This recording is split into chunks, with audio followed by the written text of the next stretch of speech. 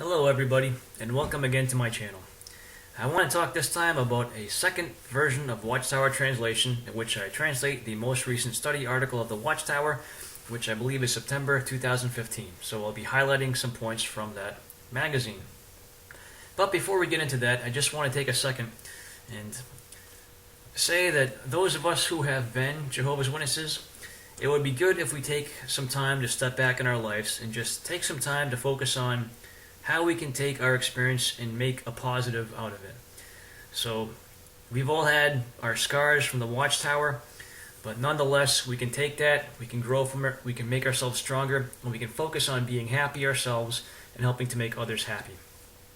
So, I just wanted to do that because a lot of us carry various different burdens with us from the past, but we don't have to let that rule our lives anymore. We can live our lives as happy people. We can make ourselves happy now. We can enjoy the life that we have. So let's all try to focus on that. I'm just going to put that point out there. But now getting back into the Watchtower Translation. And the point of the translation is not to translate into a different language, but rather it's to say what the Watchtower is really trying to say without all their cult speak, if you will. So there's a lot of different articles, and there's some interesting things. The Watchtower encourages everyone to attain oneness in the faith. And when they say that, they don't mean in the scriptural sense of faith in Jesus, but rather they mean in agreeing 100% with what the Watchtower teaches. And they talk about mature servants of Jehovah building their life around Jesus, which is technically correct because Acts 4:9 through 12 talks about Christ as being the salvation, but Acts 11:26 says that God's true servants were called by divine providence Christians. So mature servants of God should actually be called Christians, according to the Bible. So there's another interesting point moving along. It talks about people continually searching the scriptures for principles to help distinguish right from wrong. So that indicates that you should always look for more principles to determine right from wrong. But the scriptures actually talk about that. I'm going to use the silver sword, or silver shank as I like to call it.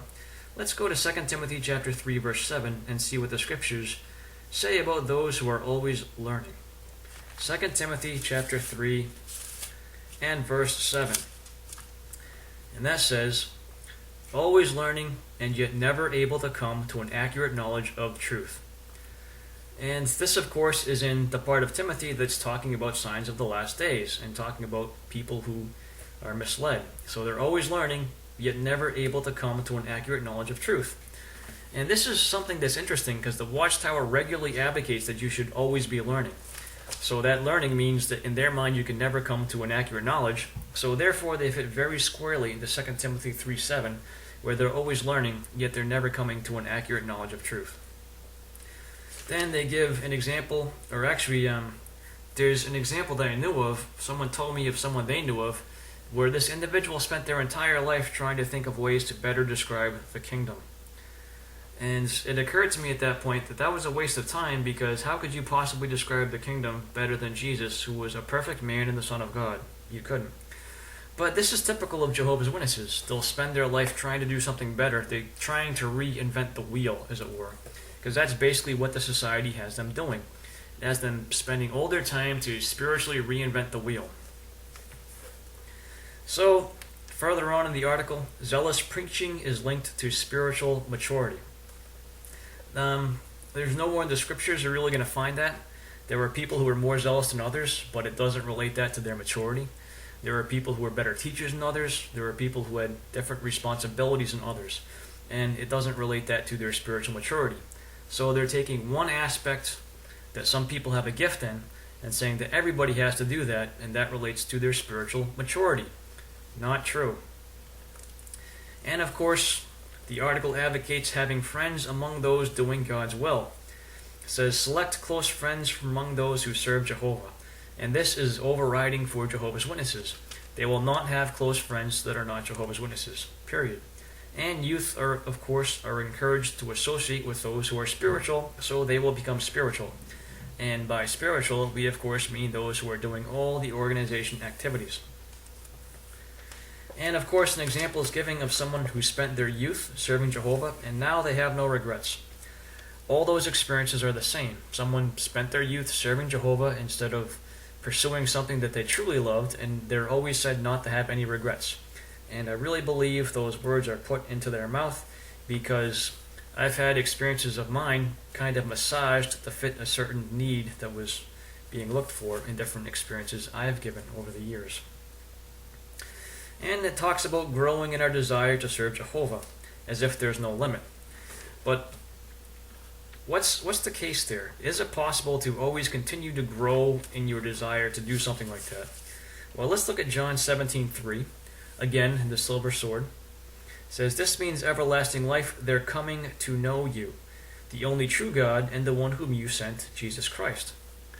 So there comes a point at which you know somebody, and you're really not going to grow in knowledge of them. I mean, there might be little odds and ends you pick up, but you're really not going to grow in knowledge. There comes a point at which you know someone well enough that you know their thoughts. But the Watchtower advocates that you can never really come to a full limit of knowing God, and therefore you're always striving to improve your relationship. This creates a scenario whereby you're always working harder to accomplish what you long since should have accomplished. And that's a running theme through many of the articles. And later on in the article it says, unlike people in general, servants of Jehovah want to train their conscience. So this is something you pick up oftentimes in the literature, is that people in general have no desire to train their conscience or to be a good person. Watchtower drives home, whenever they can, that people who are not Jehovah's Witnesses are bad people. They don't want to train their conscience. It's an us versus them mentality, very familiar with cults. And it talks about, as we train our conscience, our love for Jehovah deepens. So once again, it's presented as if there's no limit. You can always go to some other level. So this has Jehovah's Witnesses, instead of trying to know God and have a relationship with Him, they're always trying to increase their knowledge. They're always trying to get to the next level. It's like a never-ending video game where they're always trying for the next level up, and that's what they're obsessed with doing, instead of just knowing God and serving Him. And this theme continues. Later on it says, the study of the Bible should gradually give a more precise picture of Jehovah. So there again you have the theme that you can always gain more knowledge about who God is, and there's never a level that's acceptable. So John 17:3 about coming to know Jehovah, or some translations say knowing Jehovah. With Jehovah's Witnesses, there is no coming to know Jehovah. You always have to learn more. And it talks about being reasonable. So this is an interesting section because it gives the example of people who call the branch to ask for direction with regards to their choices. And it says basically that we should become mature so that we don't have to call the branch and ask for direction for our choices in things such as healthcare. But the problem here is that Jehovah's Witnesses have been given so many strict rules that are enforced that they're not confident that they can make a choice that will not cause them to get disfellowshipped. This is why they call the branch for direction, because they don't necessarily know how to make their decisions the way the branch would make them. Which brings us to our next point, which is really interesting. And that next point is that reasonable Christians do not impose their views on others. Well, there's a group of Christians that are imposing their views on the entire organization. That view is the governing body. So this description means, by definition, the governing body is not a reasonable group of Christians. And there are many people, too, in the organization that go around imposing their views on others. It's a common thing. So basically speaking, what they're saying is from the top down, there are not very many reasonable Christians that are Jehovah's Witnesses. So then they go on to discuss acceptable recreation, and it tells you what to consider. And this is always done as if the readers or the audience are basically children. Say what you will, this might be because they're trying to pander to the new people in the audience, but the growth is really not that substantial in the years. So the reason for this really is because they regularly treat their followers as if they are children. This is commonplace for them to do. And that's why it's reflected in the study articles. And of course, there's admonition to plan your recreation around spiritual activities. Nothing in life is more important to Jehovah's Witnesses than going out in field service, going to the meetings, doing family study, and doing personal study. And later on in the magazine, it advocates that a good conscience should motivate you to zealous good works. So they're saying if you have a good conscience, it should motivate you to want to pioneer. But again, this ignores the fact that not everybody has the gift of being a preacher. Other people have different spiritual gifts that the Watchtower consistently and purposefully ignores. So one person's conscience might motivate them to do something good for another, whereas another might have a conscience that motivates them to some different thing. But Watchtower only wants to see one thing. They want to see their followers out there preaching to try and get more followers. That's the most important good work for them. And further on in the article, there's admonition not to be distracted by worldly pursuits, but to keep up the spiritual routine. And what that boils down to is they're telling you anything that you really want to do, that you consider fun, put that off. What you should be doing is spending all your time doing activities for the organization. And later on, there are questions that you can ask yourself to see how spiritual you are. One of these is, do I murmur against appointed brothers in the congregation? What they're saying here is that the elders are appointed by Holy Spirit. So, most of us have had experiences with really bad elders that we know for a fact cannot possibly be appointed by Holy Spirit because of how bad they are. This Watchtower article is telling you if you murmur against them, that you're basically murmuring against the Holy Spirit. So they are here instilling fear in you, and they are reinforcing the authority that the elders have in the congregation. So this is a part of the fear structure that is utilized by Jehovah's Witnesses. If you see an elder doing horrible things, if you murmur against him, suddenly you're the bad person. And that's kind of the way Jehovah's Witnesses work. So then they encourage you to look intently at Jesus, but they don't really mean that. They want you to look intently at Jesus through the lens provided by the Watchtower. Because if you looked intently at Jesus, you would find a much different Jesus than the one that the Watchtower portrays. So they don't really want you to look intently at him. They want you to look intently at what their literature says about Jesus. Then they talk about how Jehovah protects and safeguards. An interesting thing here is they mention a report about people that were protected in Africa.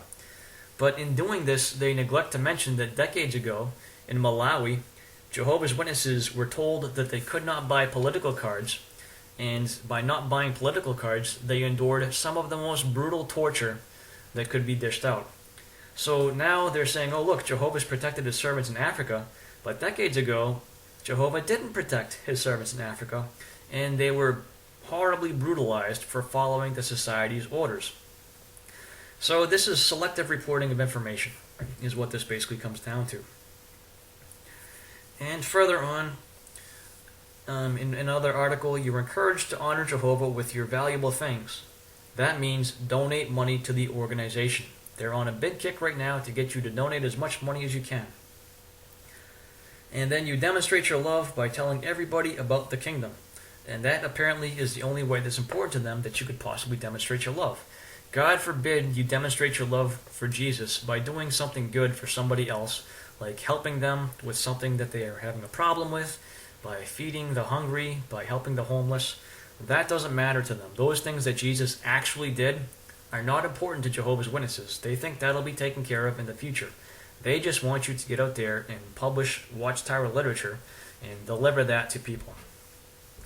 So I kind of sped through a lot of things there, but that's a rough and quick translation of some of the points that is in the most recent study article of the Watchtower. So thanks for watching, everybody.